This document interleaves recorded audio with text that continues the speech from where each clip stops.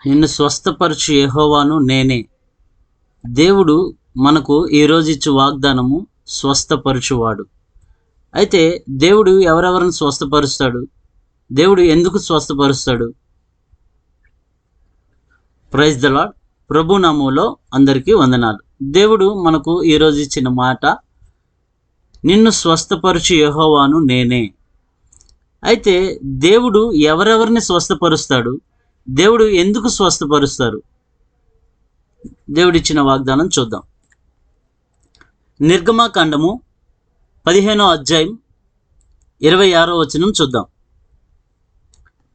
మీ దేవుడైన యెహోవా వాక్కును శ్రద్ధగా విని ఆయన దృష్టికి న్యాయమైనది చేసి ఆయన ఆజ్ఞలకు విధేయులై ఆయన కట్టడలను అనుసరించి నడిచిన ఎడల నేను ఐగుప్తీయులకు కలుగజేసిన రోగములలో ఏదియు మీకు రానియను. నిన్ను స్వస్థపరచు యెహోవాను నేనే. అంటే దేవుడు ఎవరెవరికి స్వస్థపరుస్తాడంటే, ఎందుకు స్వస్థపరుస్తారు అంటే, మొదటిగా యెహోవా వాక్కును శ్రద్ధగా విని, ఎవరైతే దేవుని వాక్యాన్ని శ్రద్ధగా వింటారో వారిని స్వస్థపరుస్తారంట.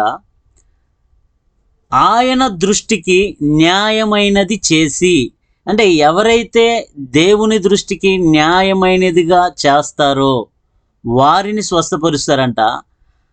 ఆయన ఆజ్ఞలకు విధేయులై, అంటే ఎవరైతే ఆయన ఆజ్ఞలకు విధేయులవుతారో వారిని స్వస్థపరుస్తారంట.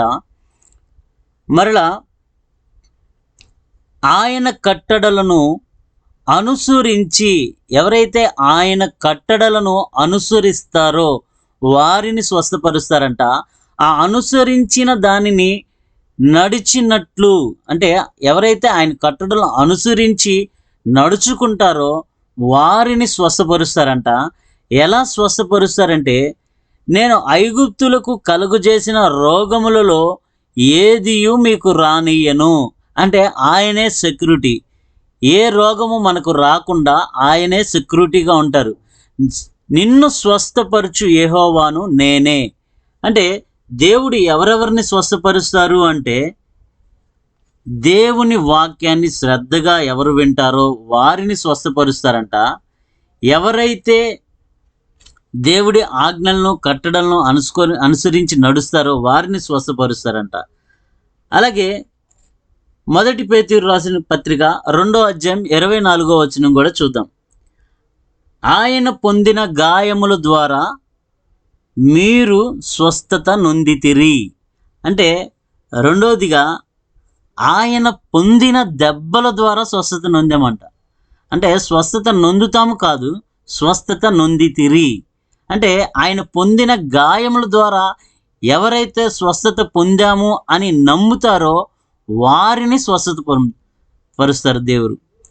కాబట్టి మనల్ని స్వస్థపరచాలి అంటే యేసుక్రీస్తు ప్రభువారే స్వస్థపరచాలి. డాక్టర్లు, మెడిసిన్ ఇవి కాదు మనల్ని స్వస్థపరచాల్సింది.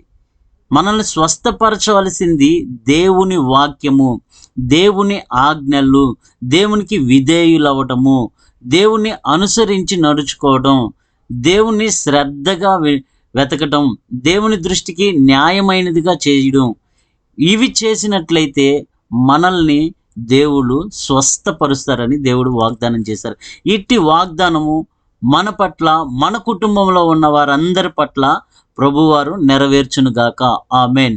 Praise the Lord. ప్రభు నామానికే మహిమ ఘనత చెల్లునుగాక. ఆమెన్.